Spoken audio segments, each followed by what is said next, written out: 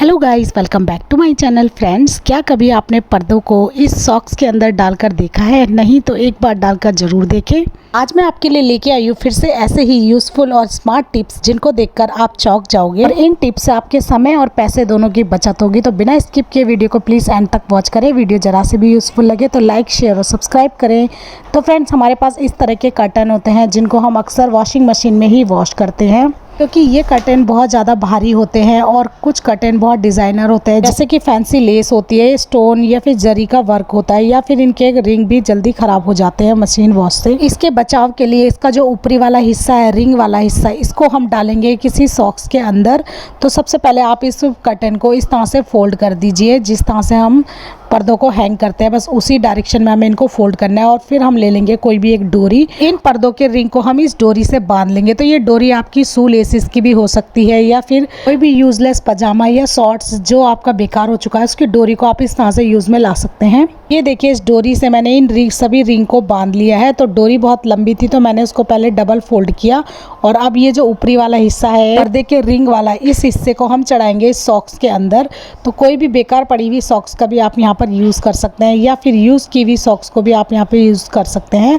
तो ये देखिए, क्योंकि जो सॉक्स होती है इसका जो इलास्टिक होता है वो काफ़ी स्ट्रेचेबल होता है, बहुत ईजीली इसके अंदर कर्टेन घुस जाता है। आप देख सकते हैं मैं वीडियो में किस तरह से दिखा रही हूँ। यहाँ पर आपको किसी बच्चे की सॉक्स नहीं लेनी है, यानी कि बड़ी वाली सॉक्स आपको लेनी है, ताकि जो कर्टेन है इसका ज़्यादा से ज़्यादा हिस्सा इस सॉक्स के अंदर को चला जाए। तो ये देखिए, अब हमारा ये अच्छे से ऊपर वाला हिस्सा पैक हो चुका है। अगर आपका कितना भी ऊपर की साइड में वर्क हो, जरी का वर्क हो या स्टोन या फिर फैंसी लेस, तो आप इस हिस्से को इस जुराब के अंदर डाल सकते हैं। इससे आपका कर्टन पूरी तरह से सेफ हो चुका है। अब आप इसको इजीली मशीन वॉश कर सकते हैं। आई होप ये स्मार्ट टिप आपको जरूर यूजफुल लगी होगी। यूजफुल लगी हो तो एक लाइक करें। चलिए बढ़ते हैं अगली टिप की तरफ। तो अगली टिप है फ्रेंड्स हमारे इस तरह के खीरे को लेके। अक्सर हम मार्केट से खीरे जब भी लेके आ जाते हैं तो बहुत से खीरे कड़वे निकल जाते हैं। तो वैसे तो हम खीरे को इस तरह से ऊपर वाले हिस्से से कट करके उसको थोड़ा रब कर लेते हैं, ताकि इसका ऊपर का चिपचिपा और कड़वा वाला वाटर निकल जाता है। उसके बाद हम इसको इस तरह से छील लेते हैं, और छीलने के बाद एक बार फिर से हम इसको वॉश कर लेते हैं, और फिर इसको पतली पतली स्लाइसेस में कट कर लेते हैं, और फिर हम इसको लंच के साथ एंजॉय करते हैं। लेकिन फ्रेंड्स, अगर आपका खीरा कड़वा निकल जाता है तो इससे बचाव के लिए सबसे यूजफुल टिप है, आप ले लीजिए 3-4 टेबल स्पून के करीब ठंडा दूध, और दूध को आप इस तरह से खीरे के ऊपर डाल दीजिए और कुछ देर 5-7 मिनट तक इसको ऐसे ही दूध में भिगा रहने दीजिए। इससे इन खीरों में जितनी भी कड़वाहट है वो धीरे धीरे रिमूव हो जाएगी। तो अच्छे से दूध में हम इनको मिक्स कर लेंगे। उसके बाद फिर नॉर्मल तरीके से ठंडा पानी हमें डालना है, और ठंडे पानी से वॉश करने के बाद फिर हम इसको खाने में यूज़ कर सकते हैं। इससे इनका कड़वाहट पूरी तरह निकल जाएगी। तो आई होप ये ट्रिक भी आपको ज़रूर यूज़फुल लगी होगी। और फ्रेंड्स, अगर आपको पता चल गया है कि आपका जो खीरा है वो कड़वा है, तो उससे बचाव का एक तरीका और है कि जब भी आप खीरे को अच्छे से छील लेते हैं, ऊपर से कट आपको नहीं करना है। उसके बाद इस दूध वाले पानी में थोड़ी देर डिप रहने के बाद उसको आपको कट करना है बीच सेंटर से। तो मैंने इसे ऊपर से भी कट कर लिया है, आपको ऊपर से कट नहीं करना है, बीच सेंटर से कट करना है। उसके बाद थोड़ी देर दूध वाले ठंडे पानी में रखने के बाद आप इसको पतले स्लाइसेस में कट कर सकते हैं। तो इस तरह से भी आपका जो खीरा है उसकी कड़वाहट निकल जाती है। आई होप ट्रिक आपको यूजफुल लगी होगी। यूजफुल लगी हो तो एक लाइक करें। चलिए बढ़ते हैं अगली टिप की तरफ। तो अगली टिप फ्रेंड्स हमारी नींबू के छिलकों को लेकर है। फ्रेंड्स, इन गर्मियों में नींबू पानी पीना किसे पसंद नहीं होता, लेकिन इसके छिलकों को बेकार समझकर बिल्कुल ना फेंकें। इनको आप एक जगह इकट्ठा करके रख सकते हैं किसी भी खुले बर्तन में, और इनको थोड़ी देर आप धूप में रख दीजिए। तो आप जब इनको धूप में रखेंगे तो ये पूरी तरह से ड्राई हो जाएंगे।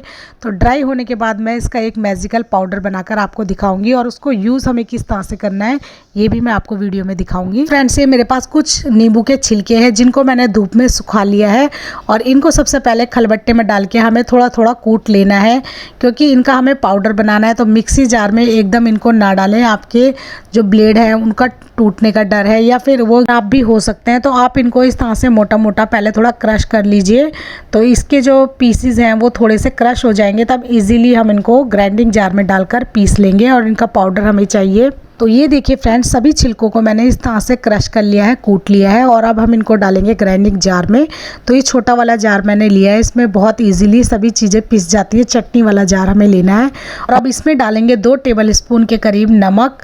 तो नमक आपको इसमें ज़रूर ऐड करना है, और अब हम इसको बारीक ग्राइंड कर लेंगे। इसका एकदम पाउडर हमें बनाना है। तो ये देखिए नींबू के सूखे छिलकों का हमने पाउडर बना दिया है और अब इस पाउडर को हम ट्रांसफ़र करेंगे एक प्लेट में। आप देख सकते हैं सारा पाउडर मैंने निकाल लिया है और ढक्कन में भी जितना पाउडर लगा है उसको भी हम इस तरह से प्लेट में निकाल लेंगे। कुछ भी हमें वेस्ट नहीं करना है। तो अब मैं आपको बताती हूँ कि इस पाउडर को हमें किस तरह से यूज़ करना है। तो इस नींबू के छिलके के पाउडरों से हम चमकाएंगे अपने तांबे पीतल के बर्तनों को। जी हाँ फ्रेंड्स, ये जो हमारा मैजिकल पाउडर बनकर तैयार हुआ है, इससे हम अपने तांबे के बर्तनों को एकदम नया जैसा बना सकते हैं, वो भी बिना किसी मेहनत के। तो इस तरीके से आपके पैसों की भी बचत होगी, साथ ही साथ आपके समय की भी बचत होगी, क्योंकि इनको रगड़ने के लिए आपको बहुत ज़्यादा मेहनत नहीं करनी है। और जो नींबू के छिलके आप बेकार समझकर फेंक रहे थे, उनको यूज़ में लाने से आपके पैसों की भी बचत होगी। यानी कि महंगी चीज़ें आप लेके आते हैं इन बर्तनों को चमकाने के लिए, आप घर पर ही इस पाउडर को बना सकते हैं।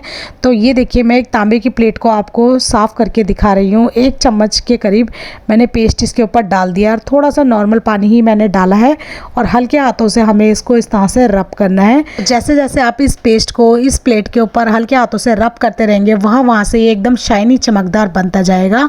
ये बिल्कुल मैजिक की तरह होता है। आप एक बार इस ट्रिक को ट्राई करके ज़रूर देखें। और अगर आप इसके ऊपर थोड़ा सा डिटर्जेंट भी डाल दोगे तो आपकी जो प्लेट है वो मिनटों में ही, बल्कि कुछ सेकंडों में ही झट से क्लीन हो जाएगी और इसमें जितना भी ये तांबे का कालापन होता है ये बहुत इजीली रिमूव हो जाएगा।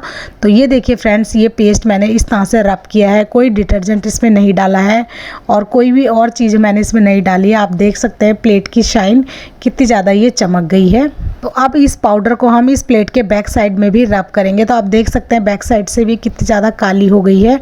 तो जैसे जैसे मैं इस पाउडर को रब कर रही हूँ तो आप देख सकते हैं ये कितनी ज़्यादा चमकदार हो गई है। बस नॉर्मल पानी ही मैं इसमें डाल रही हूँ। ये देखिए फ्रेंड्स, इस तरह से बिना कोई एक्स्ट्रा एफर्ट के बहुत इजीली हम अपने तांबे के बर्तनों को क्लीन कर सकते हैं।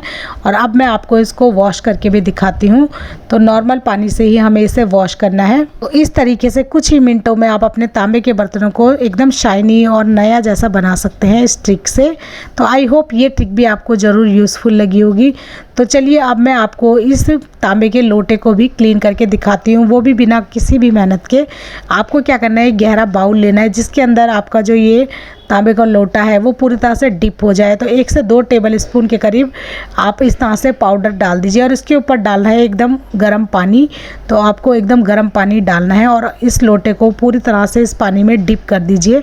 तो ये जो मैंने छोटा बाउल लिया है इसमें मैंने कम ही पानी डाला है ताकि मैं आपको इंस्टेंट रिज़ल्ट इसका दिखाऊंगी। तो जहाँ पर हमने इस पानी में इसको डिप किया वहाँ से आप इसकी शाइन देख सकते हैं, ये कितना ज़्यादा शाइनी हो गया। और जहाँ से ये डिप नहीं हुआ है वहाँ पर अभी भी कालापन बाकी बचा है। तो इस तरीके से बिना मेहनत के भी आप इसको क्लीन कर सकते हैं। अगर आपके पास टाइम नहीं है तो थोड़ा सा गर्म पानी में आप 2 टेबल स्पून के करीब इस पाउडर को डाल दीजिए। अपने सभी तांबे और पीतल के बर्तनों को इस पानी में डिप रहने दीजिए। तो अगर आप 10-15 मिनट तक इसको ऐसे ही डिप रहने देंगे तो आपको कुछ भी मेहनत नहीं करनी, बस नॉर्मल तरीके से पानी से आप इसको वॉश कर सकते हैं, क्योंकि ये अपने आप ही पूरी तरह से चमक उठेगा। और इस पानी को आप इस लोटे के अंदर भी डालकर वॉश कर सकते हैं। अंदर से भी आपका जो तांबे का लोटा है बिल्कुल चमक उठेगा। यानी कि बहुत बार अंदर की तरफ हम अच्छे से क्लीनिंग नहीं कर पाते क्योंकि हमारा हाथ नहीं जा पाता। तो आप इस पानी से लोटे के अंदर की क्लीनिंग भी कर सकते हैं। अगर आपको इस पेस्ट को हाथ से रब करने में कुछ प्रॉब्लम हो तो आप कोई स्क्रबर हल्का गीला करके ले सकते हैं। उसके बाद इस पेस्ट को इस तरह से अप्लाई कर दीजिए। हल्के हाथों से ही स्क्रबर से इस तरह से पेस्ट को रब कर दीजिए। तो आप देखेंगे आपका तांबे का लोटा एकदम चमकदार हो जाएगा। आप एक बार इस टिप को ट्राई करके जरूर देखें। और इस पाउडर से आप अपने पीतल के बर्तनों को भी चमका सकते हैं। तो मैं आपको इस लोटे को भी वॉश करके दिखाती हूँ। अब आप इस लोटे की चमक देख सकते हैं, ये पहले कितना ज़्यादा काला था और अब कितना ज़्यादा शाइनी हो गया है।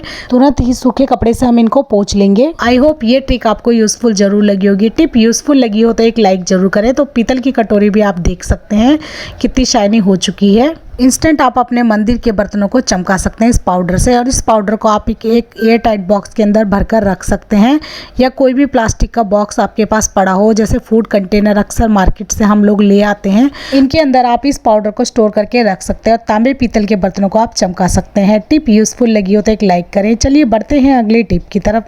तो अगली टिप है फ्रेंड्स हमारी इस तरह की बैंगल्स को लेके जो कि यूजलेस होती हैं। अक्सर हमारी ड्रेस की मैचिंग की चूड़ियाँ होती हैं जो कि 2-4 बज जाती हैं और हमारे लिए वो वेस्ट होती हैं। तो इन चूड़ियों को भी हम यूज़ में ला सकते हैं।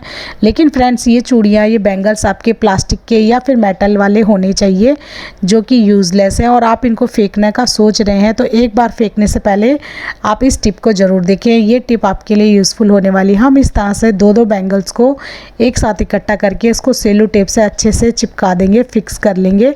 तो कोई भी टेप आप ले सकते हैं। अगर आपके पास इलेक्ट्रिशियन वाली टेप हो, यानी कि जो बिजली के तार वगैरह चिपकाने में यूज़ में आती हैं, तो उससे ये चूड़ियाँ बहुत ही अच्छे मजबूती से चिपक जाती हैं। तो मेरे पास तो वो अभी नहीं है, तो इसीलिए मैं आपको सेलो टेप से ही इनको चिपका के दिखा रही हूँ। तो ये देखिए अच्छे से हमें इनको चिपका लेना है। तो दो चूड़ियाँ मैंने इस तरह से चिपका ली हैं और अब इन सभी बैंगल्स को एक साथ अटैच करके हमें इस तरह से फिक्स कर लेना है। तो आप देख सकते हैं इस तरह से ये बन चुका है। तो अब मैं बताती हूँ इसको यूज़ हमें कैसे करना है। तो एक बैंगल और मेरे पास है जो कि वेस्ट ही पड़ी है, तो इसको भी हम इसी रिंग के साथ अटैच कर लेंगे। तो ये हमारा बन गया है बहुत ही अच्छा ऑर्गेनाइज़र। अब मैं बताती हूँ इसको यूज़ हमें किस तरह से करना है। इसको आप किसी भी मजबूत कील के ऊपर इस तरह से टांग सकते हैं। आप अपने किचन एरिया में भी इसको टांग सकते हैं और इसके अंदर हम अपने रखेंगे, इसके अंदर करछी वगैरह, छलनी या फिर किसी भी तरह का जो चौड़ा वाला स्पैचुला होता है इसके अंदर हम रख सकते हैं, या फिर ग्रेटर। तो आपके जो किचन का सामान है इसके अंदर काफ़ी अच्छे से ऑर्गेनाइज हो जाता है। जिन लोगों का किचन बहुत छोटा है या फिर ऑर्गेनाइज करके रखने के लिए कोई चीज़ नहीं है, तो आप इस तरह से वेस्ट चीज़ों से भी अपने किचन को ऑर्गेनाइज करके रख सकते हैं। आप देख सकते हैं कि कितना किचन की करछियाँ, ग्रेटर वगैरह इसके अंदर आ चुके हैं। तो आई होप ये ट्रिक भी आपको यूज़फुल लगी होगी। और अगर आप इन चीज़ों को नहीं रखना चाहते तो आप इसको एज ए किचन टॉवल की तरह भी इन रिंग को यूज़ में ला सकते हैं और इनके अंदर आप अपने किचन टॉवल को भी ऑर्गेनाइज करके रख सकते हैं। तो आई होप टिप आपको यूज़फुल लगी होगी। आज के लिए फ्रेंड्स बस इतना ही। कौन सी टिप आपको सबसे ज़्यादा पसंद आई मुझे कमेंट में बताएं। वीडियो यूज़फुल लगी हो तो लाइक, शेयर और सब्सक्राइब करें। मिलते हैं एक ऐसी यूज़फुल वीडियो में, तब तक के लिए बाय बाय।